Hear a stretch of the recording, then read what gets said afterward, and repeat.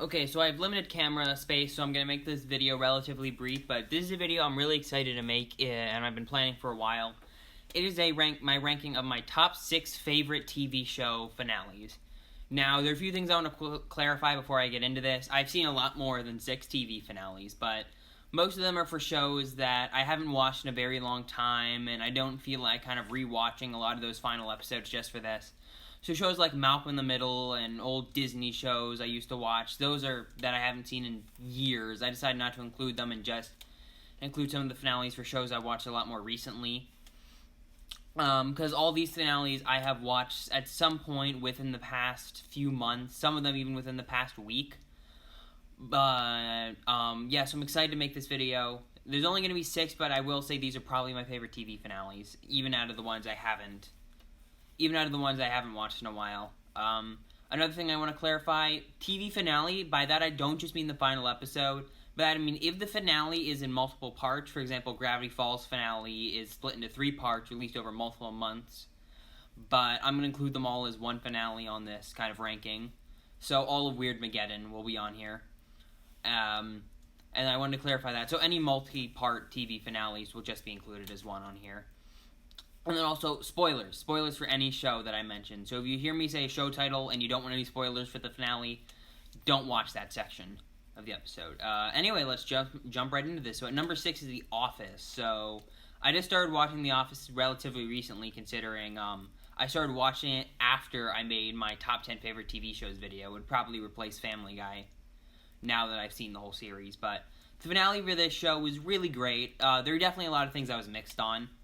Just to start off with the negatives, first off, I feel like Jim and Pam had a better finale in the last episode, with them kind of solidifying why they love each other, why they stick by each other, and kind of showing Jim and Pam they're together for the long run. And I feel like them watching that video, and Jim saying that he would happily stay behind with Pam in the office. I thought that was a good finale, for them. But in this one, they kind of left everyone so Jim could go to his thing. And I know it is sweet kind of saying, oh, Pam would follow Jim and leave her life behind for this. But, I don't know, I've never been a fan of TV finales where everybody kind of goes their separate ways and doesn't see each other very much. I like it when, they're kind of all together and it's just the finale for maybe their story or whatever. I'll talk more about that later. But yeah, that was a bit of a mixed thing I had. Not saying it was bad or something that I hated, just something I didn't love too much. Another thing I was mixed on is the returning characters. Now, don't get me wrong, I loved all the scenes with Ryan, Kelly, Michael. Loved seeing them all again. All their scenes were great.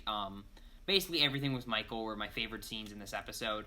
But I feel like they weren't included enough. It felt like they were kind of written in last minute. They shot like 2 scenes each, and then that was that.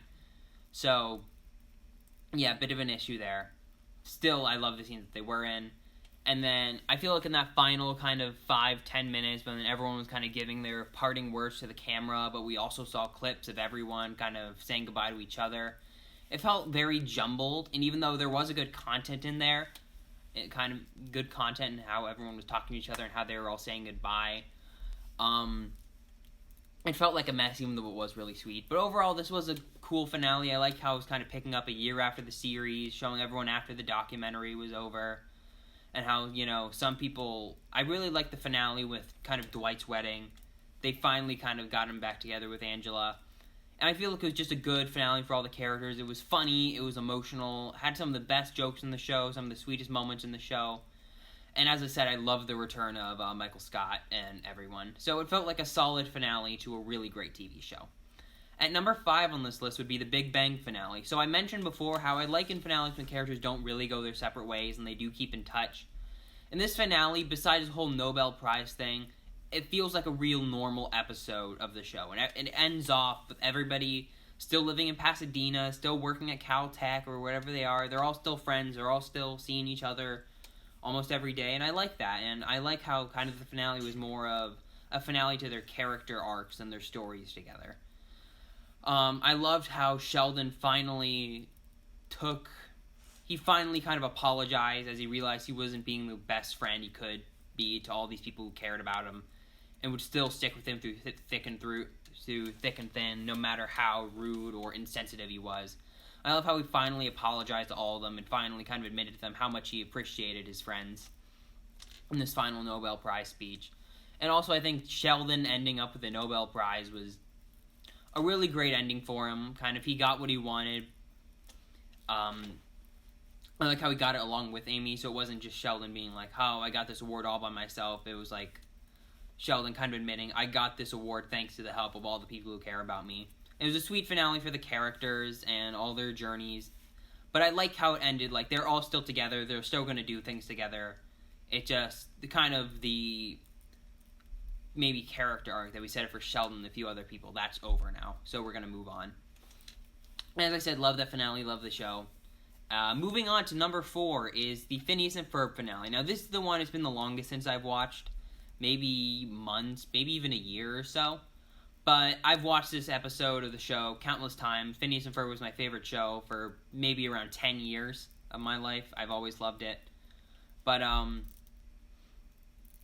so this finale is great because it's kind of the last day of their, whole endless summer. And I think it works as in, it's kind of like Groundhog Day, where, it's the final day of summer repeating over and over again and gets shorter every time. They have to figure out how to finally make summer end, which I think was fun. Kind of a fun little, it definitely takes homage from Groundhog Day, but I think it was a fun kind of original idea for the show to go through of the final day of summer constantly repeating.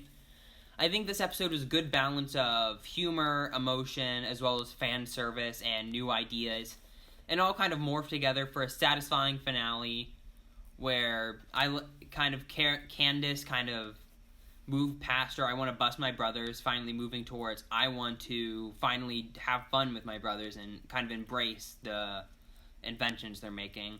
Doofenshmirtz kind of moved past evil, and in the end it just ended well for all the characters who weren't like, Phineas and Ferb and, Perry and all that, who always ended well every episode.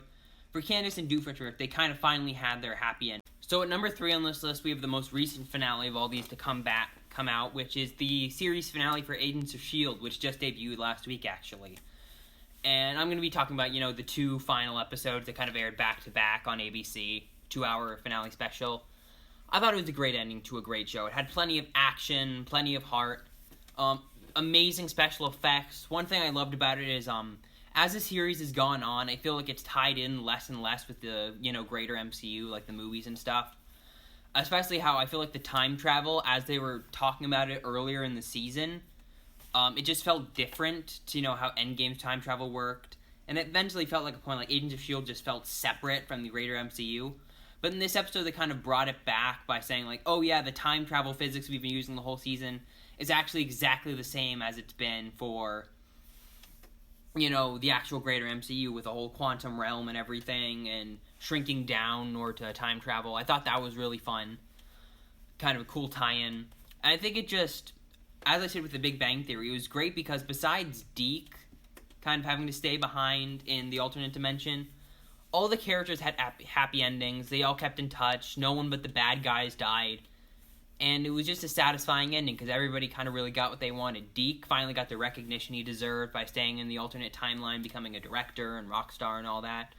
Mac became like the proper director of S.H.I.E.L.D. with the helicarrier and everything. Fitzsimmons got to retire with the kid. Coulson got to explore the world. Daisy finally had a love interest who didn't die like immediately after or like within a season of her meeting them. And it just worked as the good finale for everyone. Everyone was happy. Everyone was satisfied. The characters and me. If I were to have one criticism of this final season, it would be not two great villains. Nathaniel Malik's kind of... I think his performance is good, but there's not too much nuance to the character. And the Chronicoms, I think they work well as villains to put the agents in interesting situations, but they don't work great as villains themselves.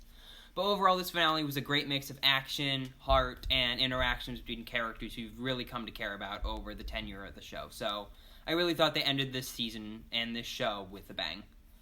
At number 2 on my list would be the finale for Gravity Falls. I recently rewatched this whole show about a month ago, and the finale really worked for me.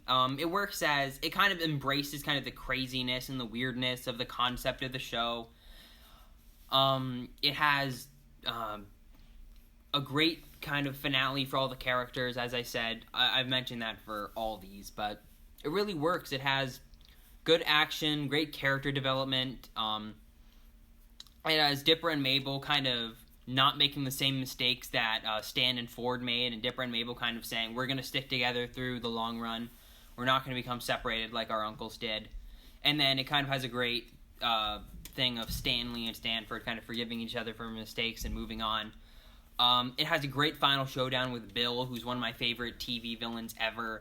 So yeah, Bill Cipher is just a very weird villain. He's got a good mix of being funny, but also weird, and kind of charming to some people, but also extremely sadistic. And it just makes a completely crazy and awesome villain who you just love to hate. Not in the form of Umbridge, per se, but you just kind of love him as a villain. He's great. But yeah, kind of my favorite part of this episode, well, there's a lot of great parts. Stunning animation, great music. I think probably the pinnacle of this is kind of the big fight between the Shaq robot and the weird monsters. That's a great scene. But one thing I love about this is it kind of wraps up the last few mysteries in this series, which is overall a mystery series, of course. And then my favorite part about it is the goodbyes at the end, which are great not just because they're emotional, but great because they show how far these characters have come from the beginning of the show, where a lot of the people don't seem to either know each other or don't like each other, but at the end, everybody's great friends, and watching them say goodbye to each other is really sad, really emotional, and it really shows how much I've come to love this show. So that's why Gravity Falls is an awesome show, has a great finale, and is number 2 on this list. And now finally, my favorite 4-part TV show finale of all time is Star Wars The Clone Wars, The Siege of Mandalore. It's great, what can I say? It does a great job because it's some of the best Star Wars out there. It has stunning animation, miles above what the show started with the movie in Season 1. Everything feels so fluid, especially that Ahsoka and Maul fight where they got real actors to do motion capture for an animated lightsaber fight in a TV show. It looks like it has an insanely high budget.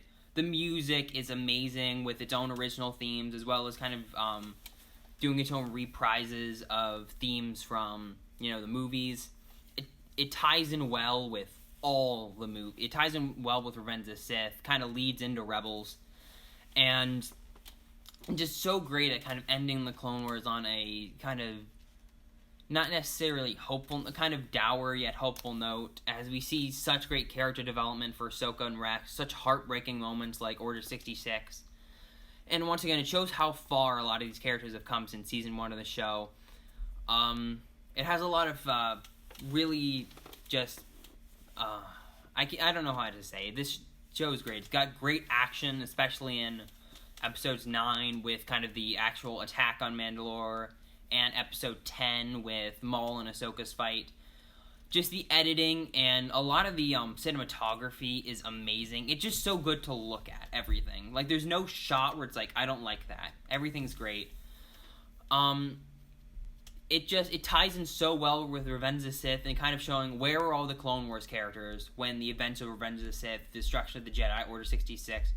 Where were, like, Ahsoka and Rex and Maul when that all went down? And it's a great kind of fan service thing, but it just has so much to it that goes above and beyond what you'd think would be happening with Ahsoka and Rex. There's some powerful moments, especially being Rex realizing that he's going to have to kill his brothers, Ahsoka not wanting to kill the clones, and, of course, Ahsoka and Rex burying the clones. It's amazing to see how far Ahsoka's come when... At the start of the series, she's just like this young teenager who's like so eager to get in the fight and is always, cracking little quips and seems to be making a joke out of everything.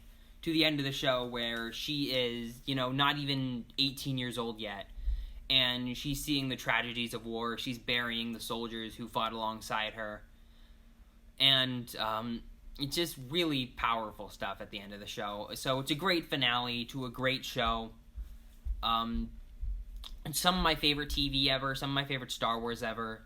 So that is why I love The Siege of Mandalore so much. I hope you enjoyed the video. I'm going to have some actually proper new movie reviews coming out in the next couple of weeks with Phineas and Ferb, Mulan, Bill and Ted, hopefully Tenet, we'll see.